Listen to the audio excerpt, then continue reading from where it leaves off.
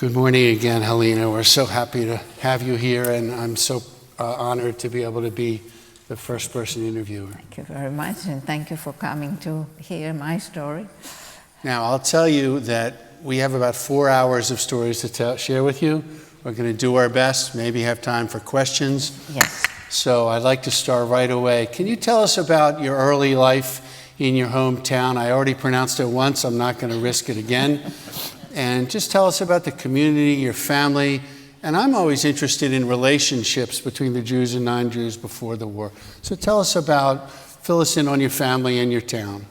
Well, first of all, I was born, as you said, December 1932, so I was only 6.5 when the war started. So my idea about the relations between the Poles, I didn't have much information on that. I was about to go to kindergarten in 1939 when we knew that the Russians were coming and were going to take over our town. Everybody was very frightened, and what happened was that a lot of people wanted to run away, and we were right on the frontier of Romania. Zaleszczyki was on a river Dniest. The river Dniest was a natural frontier with Romania, and you could just go halfway because they have boys there, and you could just go that far, no further. Now, when my mother and father got married, they looked for a smaller town where they all came from Krakow, which was a big city, and my father was a beginning dentist. So they looked for a smaller town, which they found in Zaleszczyki. Zaleszczyki was a wonderful, like Ocean City here. It was a town where people came for summer holidays. And my mother, having been a champion swimmer, was very happy because it had water. So we used to go on a boat. We had lovely beaches there. Some we had one beach was Shady Beach, one was Sunny Beach, and you could go with a boat from one to the other. And as a child, my mother also taught me skating. And when I was 5, I was skating. My mother liked all sports, so she was very good at swimming, but also she danced on skates, jumped on skis, rode horses, so anything that needed courage, that was my mother's sport. My mother was very, very brave, and she thought that sports develops courage, which she proved later on. So in 1939, then, when my father knew that there were Russians coming, they based themselves on the First World War, where the men were conscripted into the Russian army, and that was a 20 years hard labor. So in that case, men were more scared than the women. They never imagined that there will be problems for the women and children. And in our case, because I had a 2-month-old sister, my father was worried to take us with him, so he decided to go cross over by himself, and there were other families that also joined him and went over, and so we stayed back. When the Russians occupied us, they made various laws that at 6.5 I couldn't really appreciate. I didn't know much. Everybody was very scared, and of course my father had crossed over, so we didn't have my father with us. Slowly, things quietened down. They arrested people, I know, and they demanded gold and silver like all the occupation forces usually do. And we were just quiet and waiting what was going to happen. When the winter came, everything was frozen over, and this was the part of the world where you had very cold winters and very hot summers. So the river was frozen solid, and the people that had crossed over, like my father, who left family or left businesses, decided that perhaps the Russians had settled in and settled down, and maybe they can quietly cross back into back home and without any trouble and just blend back in. So they took white sheets and they tried to cross the river under the guise of the white sheets. And unfortunately, the Russians had already sealed the border, and therefore they caught everybody. They put them in jail. And in my father's case, who was a dentist, they accused him of being a spy because he went over and came in. And they gave him 20 years hard labor, and they decided to send him off to Arkhangelsk, the labor camp in Russia. And so we were again left alone, and in addition to which, under the Russian law, if you were a family of a criminal, my father the dentist, then you too were being sent to anywhere, somewhere in Russia, labor camps. So we were all packed and ready to go. They didn't take us, for some reason unknown to us. But what they did was throw us out of our house because it was too much, it was too rich for us to have a house. So we were thrown out to a place called Tworsta, just up the road, not very far. And we were told that's where we were supposed to be. Halina, let me just ask you something. So once your Isaac is sent away, do you hear from him at all, or maybe a little bit? Well, it took a year. Mm-hmm. The first year we didn't hear anything. Mm-hmm. He was in prison, and he never actually wanted to talk about it. He felt it was so terrible. So I don't know what happened to him. So when we were, that picture that was with my sister, that's the only picture I have of my little sister and my mother and me, that was in Tworsta, and that's where we stayed. We stayed there throughout the Russian occupation, and after a year, we heard from my father. My father wrote that he was in Arkhangelsk, and a little bit about the conditions, and we were able to exchange a couple of times. My mother even sent a package with a pillow, I remember, to him for... So when you're 8.5, everything changes when the Nazis invade. Oh no, so it took a long time.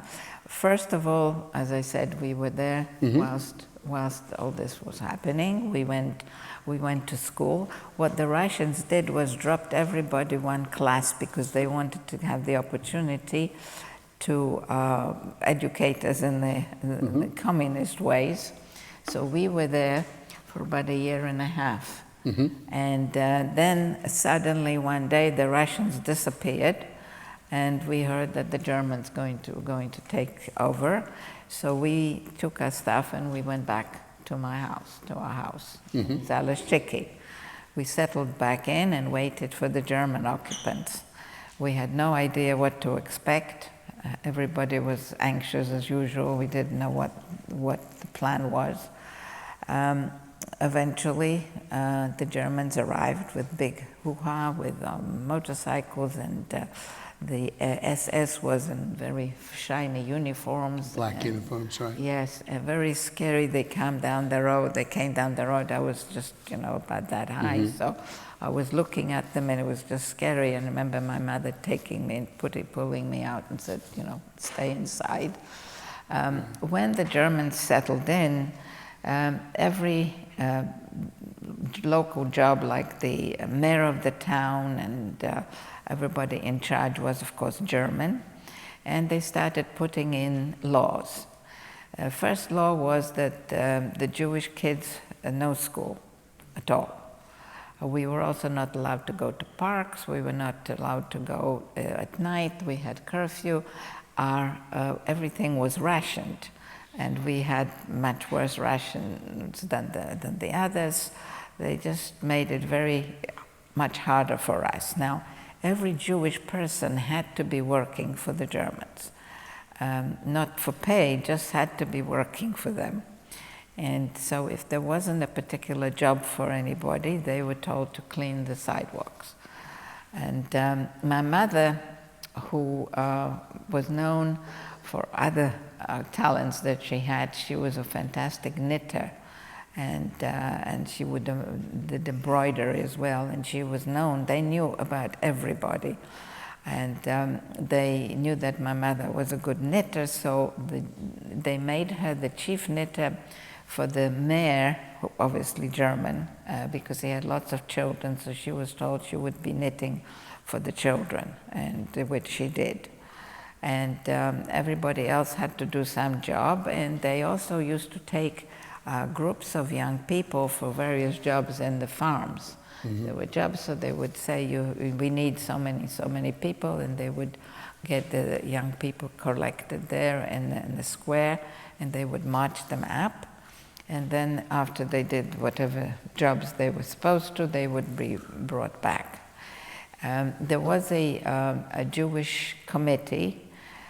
They wanted not to go directly to the people, so the Jewish committee was tasked with getting the right number of people for whatever job right. they demanded.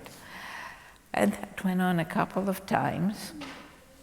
And then they decided that they needed a big job to be done up the road. There was an old military camp, and as I said, the winters were very cold. And they said that they needed to bind the trunks of the trees for the winter, and so they needed many people. And they asked a certain number of people, like 600, I think, they asked for, and they were supposed to meet at the square in the morning, and they marched them up. And we, as usual, waited back for them to come back, and nobody was coming back.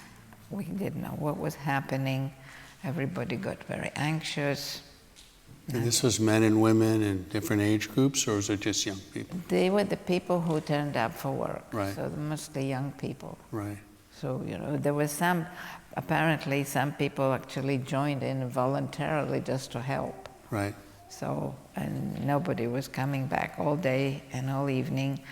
Until late evening, the one person came back. It was a young man, and he was shot in the arm, and he told us what happened. And the story was that when they got to the camp, there was no job for them to do the trees. What there was an open air grave with sticks over it, and they were told to undress, lay down on the sticks, and they were shot. And as they were shot, they dropped into the grave. And this man was one of the last people who was shot and dropped in. And they missed his heart. They hit his arm. So he managed, when the Germans left, managed to get himself out of there, scrambled out, and he came back and told us the story. At which point we realized that we were in great danger, and we lost all these people. And everybody first thing was started looking for hiding places. Right. Let me just interrupt for a second, because as I watched your testimony and read your story, I just want you folks to keep in mind the strength and resourcefulness of her mother as you go through the rest of the story, and also how old you are and all the responsibilities and choices you face at your age. So at the time of this first shooting, when all of a sudden, and there's no warning, and all of a sudden this happens and the news comes back, how old are you roughly? 9. 9 years old. Maybe. And your mom and your sister is very young, and your mom's got to figure out what to do, and the remaining Jews are trying to find places to hide. Yes. Because who knows when the next action, as they were called, could continue. Yes. So please continue. Yeah. So we knew that we were in great danger, and everybody was looking for hiding places, and there was no room for children not to know, because we knew everything, because we were part of it, mm-hmm. except for my sister, who really didn't know what was going on. So my mother decided that she would take us to a lady who used to cook for us. The next time when they demanded a group of people, this time they said they wanted people to go to work in Germany, and of course nobody believed anymore. Then we realized this was not true, what they were saying, so everybody ran around and hid. And we stayed, my mother and my sister and I, we stayed with the lady that, as I said, that used to cook for us until the evening, when they caught the right amount of people. They like numbers, so it had to be a certain number. Mm-hmm. And they loaded on the train and they took them away. And it was a small town. The Jewish community was not that big. So my mother thought that they would do something else, that maybe, how are they going to, what's going to be what's the next step? Right? Yeah. And the Germans decided that they didn't want to go around looking for us again, because there are fewer and fewer of us, so therefore they just threw us all out. The town was cleared of any Jewish person, officially anyway, and we were told to go to another place called Tworster. It's another small town just up the road, not very far from Zaleszczyki. And we were told it afterwards became a ghetto, but at that point it was just an area they told us to be in. And of course everybody obeyed, and the first thing that everybody started looking was for hiding places again. And my mother explained to me that, she said, it's not going to work because they're going to do it over and over, and there's not much hope for us. And there she was with the two kids.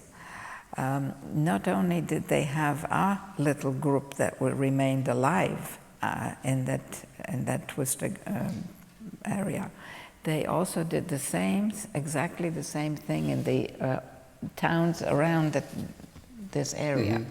So they brought these little groups that remained, and they put us all together into this place. And as I said, the first thing, looking for hiding places. And my mother said that it's not going to work because they're going to move us again. Mm-hmm. And she was desperate. And everybody was looking for a way, what could she do, what could they do, where could they run? And there was not much to do. There was some night crossings into Romania on the river. Right. But I remember at one point she was hoping to do that, to just send the kids over, but nothing worked. And so the next time comes, and again they are demanding a certain group of people to go for work in Germany again, and again nobody believes them by then. But you see, because we were there during the Russian occupation, my mother knew some farmers there. So when the call came that they needed people from that group, they didn't. Lost my. I'm sorry. So when they asked for people, so everybody obviously scattered and hid again, but in a different area, so not everybody knew anybody, but because we were there during the Russian occupation, my mother knew a few farmers quite well. So she split us up, and I was with one farmer up in the loft, and she and my sister, they were in another farmer. They paid them in advance, and they were going to stay there until they stopped looking for people. And all day long, I sat there and waited for my mother, not knowing what's going to happen to her. I kept thinking that she was caught. The lady who had me would go into town and would come back and tell me, oh, I saw this person caught, and I kept thinking, my mother, but it wasn't my mother.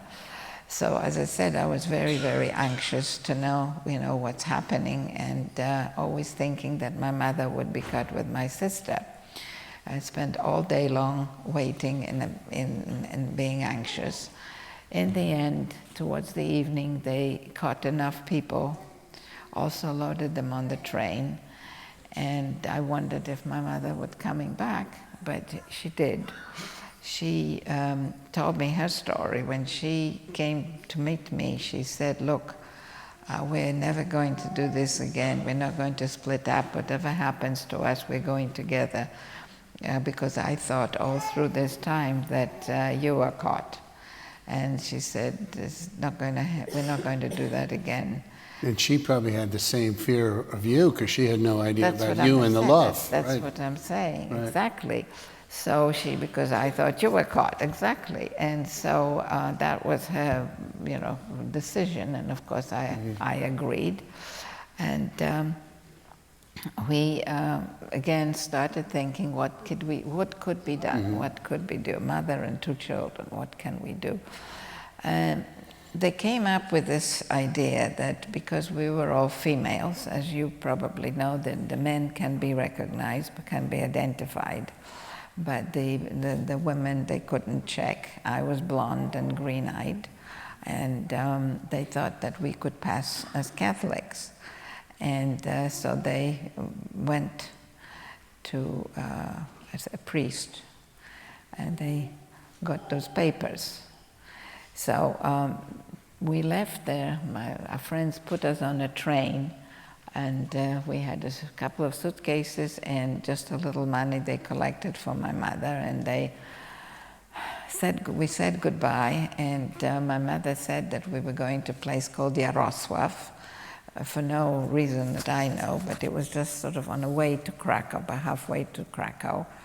And it was going to take 4 days and 4 nights, and we were going to go as Catholics. And so my mother sat me down and gave me the new name, new, of course, religion. I had no idea about the Catholic religion. I had very little about my own. All I knew was I was Jewish, and I was going to Hebrew school on Sundays. That's all I knew. But my father taught me to read Polish because he wanted me, the first child, to know to read the newspaper going to kindergarten. That was Kindergarten? Yes, that's right. So I was supposed to, but it So really... you're bilingual in kindergarten. Thank you. No, we did not speak Yiddish, by the way. Nobody, my mother didn't speak Yiddish, so nobody spoke Yiddish at home, so I just knew Polish, clear Polish. My mother did go to a Polish school, so her accent, which could give us away, was not there. She was pure Polish. So they hoped that we had a chance, and we got on the train, said goodbye to our friends, who did not survive, by the way, and went on the train. This was going to be a long trip and a hard trip, my mother carrying my sister, me by the hand. We settled in the carriage and we started on our trip. Now my mother had taught me exactly what my new name, my grandparents, where I was born. That was all I had to learn. And That's all at 8 or 9. That's all you had to learn, right? That's all I had to learn, yes. Right. And that's, Let me just ask you, before we get to what happens on the train, so at this young age, you now have a new relationship with your mother in some ways because you have to work together to keep this charade up, and you have to remember all this.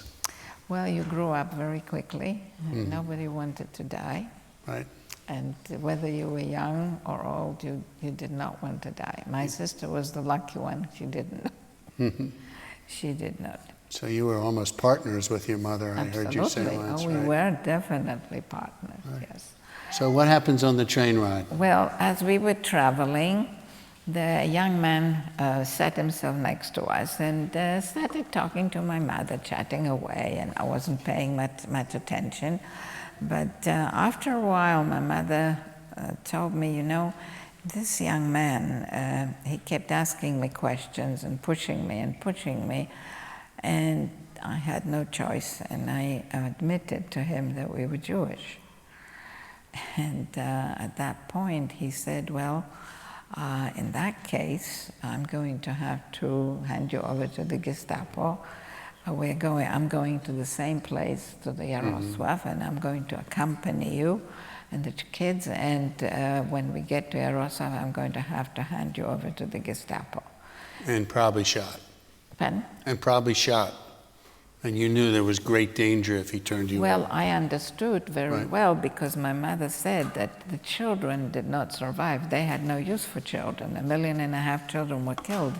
So if you got caught and you were taken to a concentration camp, they separated the sick, the old, and the children. You had to be about 13 or 14. Right. They kept you for work. But other than that, you didn't have a chance. So my mother knew that. So, and she didn't want to survive without the children. So I knew that this was what was going in her mind. And so we had no choice. We were caught, and we traveled with him. And he was very careful to keep us in his eyesight. But of course, we had nowhere to run. And my mother all the time was trying to think, what could we do? What could we do? In the end, she decided there was not much we could do because we can't run. So she started talking to him about a deal. She gave him tickets for the suitcases. She gave him all the money she had, and she even promised him the coats on our backs. But one thing she asked him was, when we get to the Gestapo, to have us shot quickly, all three of us. She explained to me it's going to be less painful than being separated, and she could not bear the thought of that, because she knew that we had no choice. The children had no way of surviving. And as I said, she didn't want to survive by herself, so she only wanted it to be quick, and she said this way would be the quickest way. And so that's how we traveled. I had nothing to say about it except thinking that this is what's going to happen. So it took a long time. We were, on these old-time trains, and we were tired and exhausted. 4 days, I recall. 4 right? days 4 and days. 4 nights, exactly. And so, you know what's coming very soon. well, you know what's possible, right? We were so tired that I Right. don't think I thought about it much.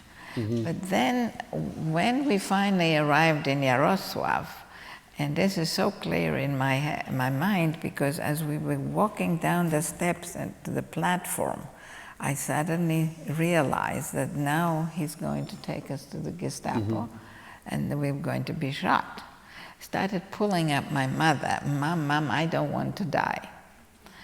And we continued walking, and so my mother turns to him and says, perhaps you could let her go, meaning me. She's blonde and green-eyed, maybe she could survive. And I said, no, I'm not going without you. I don't know if he would say yes or no, but I wasn't about to go. So we continued walking. And finally, she said this to him. She said, look, I gave you everything we have. Keep it. Why don't you just let us go and try our luck? And then she added, why do you want us on your conscience? And something, whether that or something touched him. And he said to us, you don't have a chance. It sounds very much better in Polish, but it's not for this audience. And he said, you don't have a chance. But he left us. He left us. So there we were in a strange town, on the main road. And I seem to recall your mother also said to him, do you have children? Oh, that was before, yes. Right. She did and ask you have him, children, yes. and then she hit Yes, him up on the that's- conscious angle. That's right. Okay. Remember what I said about her mother's resourcefulness and always, the wheels are always turning. Yeah. Okay, so you got away from this guy. Yes.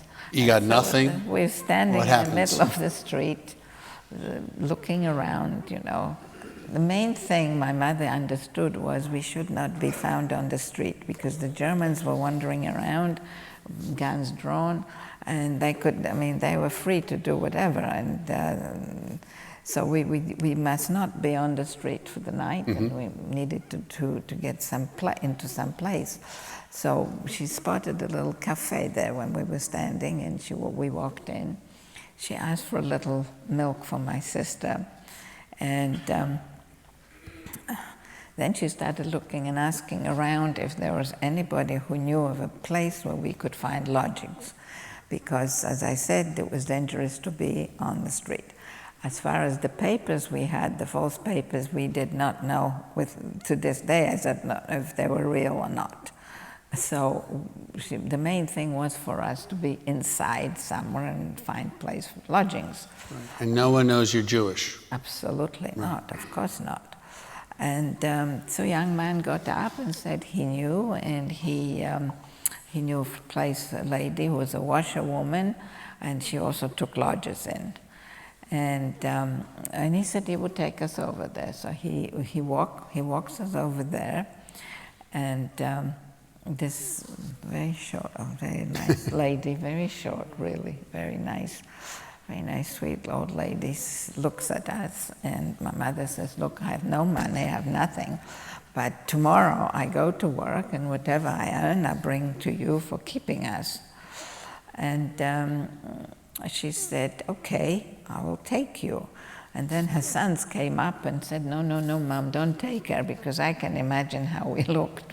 4 days for us on a train." She had 4 sons, right? She had a lot of sons. 3, I think. 3? Okay. 2 or 3. I know that there were at least 2 there, very tall and looming, and said, "Oh, Mom, don't take her, don't take her." And she says, "Oh no," she said, "this is a mother and 2 children. I have to take her." And as I said, that was the most Christian thing that I ever heard. And she took us. Okay, so she said she gave us a bed, which was good. We had 1 bed. It was warm like that. I slept at the feet. She slept with my sister. The next day she went out. She did all kinds of household jobs, I guess, just helping around and whatever she earned. And this was wartime, so you always took a little bit of food from other people when you're working for them, and because everybody was hungry, the Poles were too. So she started working and doing whatever she could to bring something home. My sister was very sickly, but she looked after her very nicely, the lady. And I, as a Polish child, was supposed to go to school. The schooling for the Polish children was 2 hours every day. 1 hour was for religion, and 1 hour was for just general studies. And my luck really was that I could read, because all I knew was to cross myself going in and out of church with my right hand. And so I was very worried. I mean, I was young, so a lot of things probably could have been overlooked, but still, I was very scared. I didn't know what was going on. But the priest was extremely nice, and he taught Catholic religion by a little booklet called the Catechism, which had questions and answers, so I was able to read right through it very quickly and to understand a little about the Catholic religion. And I was very quick to learn because it was very necessary, so I knew that. Do you think he had any clue you were Jewish? Absolutely not. Not a soul knew. Not a soul knew. No, that was the thing. And so, you had to play, you had to learn and be with other kids, but you could never tell, because it was enough if they pointed at you. Right. The Germans had no compunction; they would just take you away. So at this time, your mother sort of is making a decision. We're going to hide in plain sight. So tell us some of the jobs she got. Well, she was working for households. So she would do some jobs for that. I don't know exactly what. Even I was working, because across the street was a Volksdeutsche, somebody who was partially German, and they had the right to have a Polish person work for them for nothing. And I knew how to darn socks which I hated. but my mother. But in this case, you my give it a mother shot. thought it was the right thing to do. It's for me, anybody, you could do more if you were engaged more in to do things. So the more you did, the more useful you were, the better it was. She was worried about the security very much from the very beginning. First of all, my sister had terribly curly hair. I say terribly because that was a no-no. The Polish girls has straight blonde hair. Not today, but then yes. And mine was blonde, wavy. They braided mine, but my sister was like an afro. So my mother was very worried about that. So she told me, she said to the lady who took us in, she said she's going to shave it off all completely to make it thicker, which was a baloney, but it was just as an explanation. But what she was doing was taking her hair off so that it wouldn't be visible so much. So I imagine Eva was not excited about that. Well, she was, I don't remember if she was excited. I don't know if she knew what was happening very much. She was so young and she was not well. It was all through that time. She was getting sicker at that time. She had some kind of a problem. I don't know. She was very, very weak. And my mother was always worried about her. There were not many doctors. Right. And so she always worried about it. So then she thought maybe if we could offer ourselves for work in Germany, that was a legal and good thing to do for young people. And the Germans were not as good recognizing Jewish people as the Poles. The Poles were very good at it. And so that was another worry, that they might, point at us and say, oh, maybe, who are they? So she decided to offer herself for work in Germany. And unfortunately, fortunately or unfortunately, they wouldn't take my sister because she was too young. They would have taken the two of us. So therefore, of course, my mother said no, so we wouldn't go. She then decided, and hiding in plain sight is what you were referring to, was if she could get to work for a German place and have the Ausweis, the ID, if they were caught, if they would stop you, because they would stop you and ask you for papers if you showed that you were working for them. That's all they wanted to know. The Poles were slated to be the slave labor. Right. So that's all they wanted to know, was that you were working for the Germans. So she took this step, which was dangerous.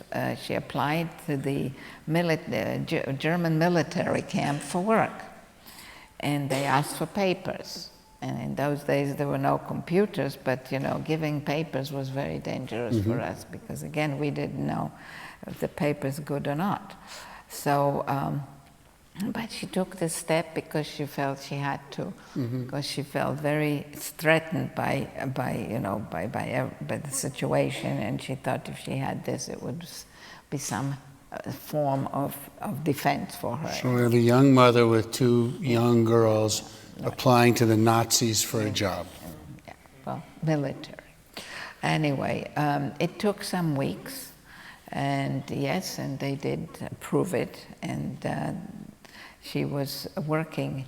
The job was to peel potatoes for the troops in the kitchen. So that was the job. But she had the ID. So, and it came useful. At one point, the Germans came in, the Nazis came in the middle of the night, screaming and yelling, everybody out, rouse, rouse, a cold winter night, and everybody came out. And my mother shows them the Ausweis, the ID, and he said, oh no, you stay. So we were told to stay put. The others, they took to the Gestapo station and checked them out. They came back the next day because they were all working. As long as they were working, they were fine. But we never had to go to the, to the Gestapo station. That's the kind of thing she was worried about. So those little things, that helped. During this time, we had one letter from the people we left behind. And they told us that there was a letter from my father who had written through the Red Cross that he was safe with his sister in Palestine. Now, I knew, well, my mother knew at least, that there was family in Palestine. They went out to Palestine in the 1930s, and we never met them, but we knew there was family there, and we knew that because he was out of Russia, that he was free. We didn't know how he came out until later, when we discovered that Stalin and Churchill and Roosevelt met, and they decided they needed more people to fight on the front when they were not doing so well with the Germans, and they allowed political prisoners out. There was a General Anders who was also a political prisoner, and he was asked to create this unit, and he took out, and he was a very good man, because he said, I'm not only taking the men, I'm taking families too. So my aunt and uncle and cousin came out that way as well. They were also in Russia. So they came out and they fought. My father was actually fighting in Monte Cassino. Later on I learned. So this I learned later. But at this point we were just pleased to know that he was out of Russia, but we had no idea. I mean, we couldn't contact him in any way, or because during the German occupation, you couldn't contact anybody. If you listen to the BBC on the radio, if somebody had a radio, that was death penalty. And there were newspapers. We did not know what was going on at all out in the war and in the front, and we just lived day in and day out. And then one morning, suddenly it was a complete silence on the street. A sort of a loud silence where you didn't know what was happening, but there was just nothing moving. Now, the Polish farmers were working from 4 in the morning, and usually there was horses and carts going back and forth and back and forth. But something's up. Nothing. So I got up. My mother was still thinking whether she should go to work or not, and I was standing by the window, and suddenly there was a tremendous bang, and everything went dark. And what happened was there was a bomb that came and split over the roof, and unfortunately a shrapnel came through the window and hit my hand, and I started yelling, my hand, and my mother grabbed my sister and me by the hand, and we walked out into the street. My hand was bleeding badly.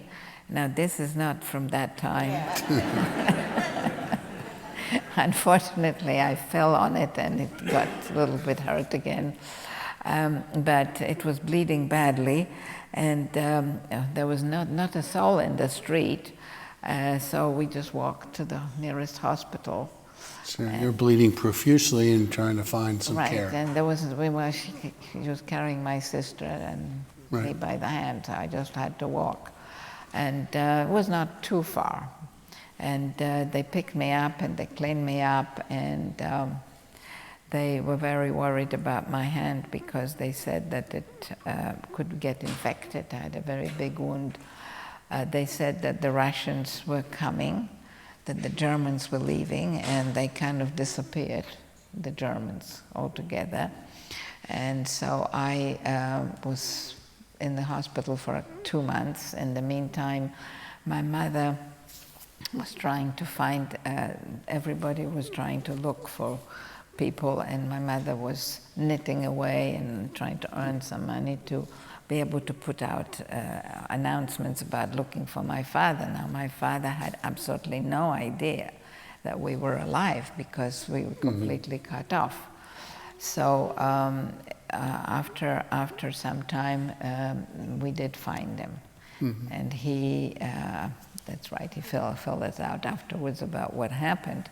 But in the meantime, where we were still Catholics, so we couldn't, it was a strange time. I just want to mention 2 things. One is that this wonderful washerwoman who had taken care of you, what happened to her with the bomb, when the bomb hit? Polish woman. Polish. Yeah. Yes, well, She what died happened in the was... explosion, I think. No, what happened was when my mother spent the night with me and my sister in the hospital, and the next day she came back. And that little house that you saw was destroyed. The middle of it was completely destroyed. And the wonderful woman was under the roof of a kitchen that fell on her and killed. Yeah, that was...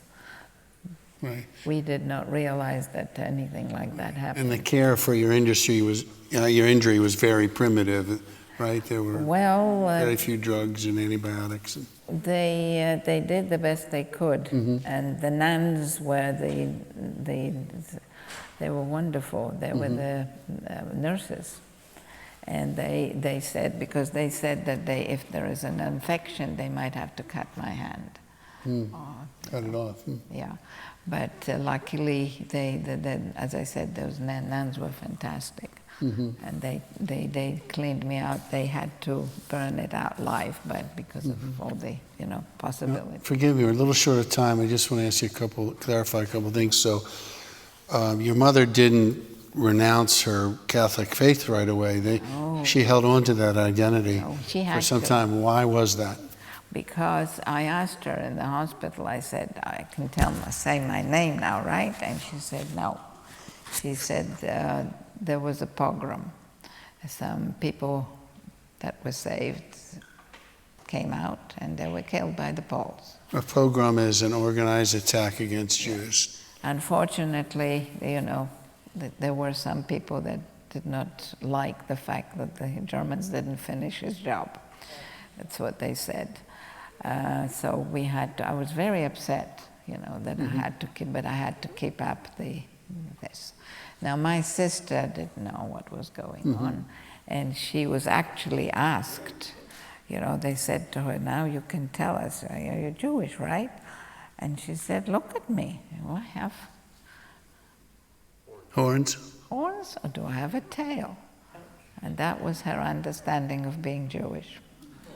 So there were some primitive elements there, these people were not very educated, but it was still a frightening thing to know that this is what happened. And the neighbor who took us in told my mother that she was sorry that Hitler didn't finish his job, as I said. So my mother, all she wanted was to try and get us out as quickly as possible. When we finally found my father, we found out he was stationed.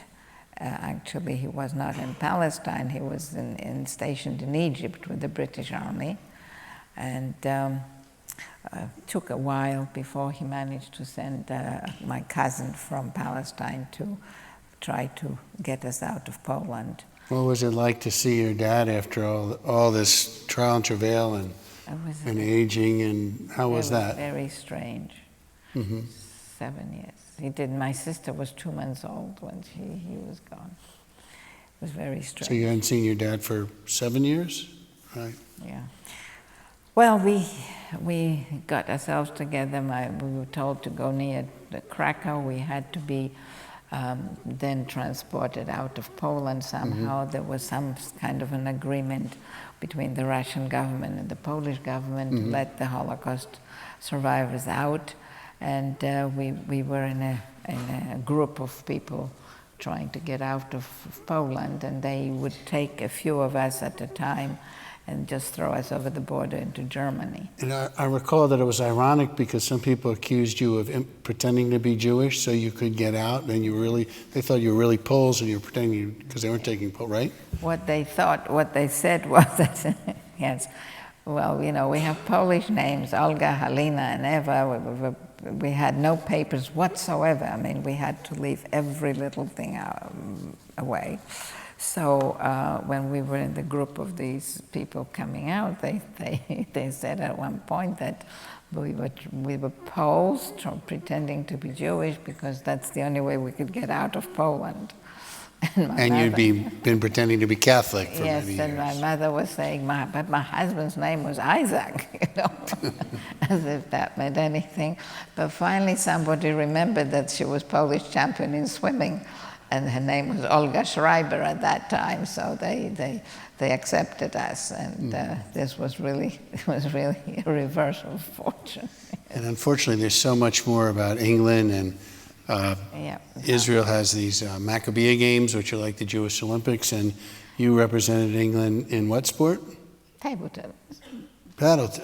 Table tennis. Yes, 2 times. I wanted actually to play tennis, but there were no facilities, but there was a table everywhere, so I played table tennis, and that did give me a lot of help, because I represented England in the Maccabeah games. This were after Israel was created.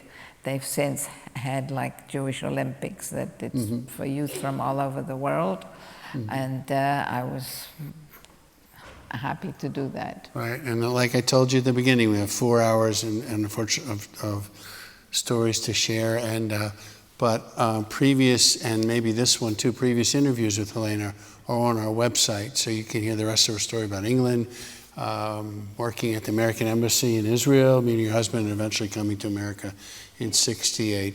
So let me just make a few announcements, and we're going to wrap up. And I'm going to read the official close. It's our tradition at First Person to give the first person the last word. But before that, I want to tell you how this will go. After Halina closes with us, you'll stick around for a few minutes, maybe chat with people individually, maybe picture, maybe you have a particular question.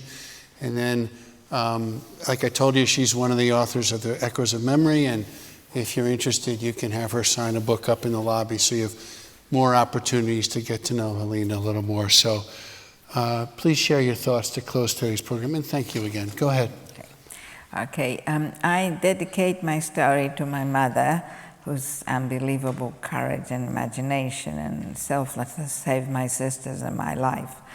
It is important for us Holocaust survivors to tell our story, so that future generations can better understand the horrors that befell humanity, and particularly the Jews, during Hitler's rampage through Europe. Volunteering at the museum gives me the opportunity to say thank you to her, my mother, in the best way I can, and to pay respect and remember the 6 million who perished. And thank you so much.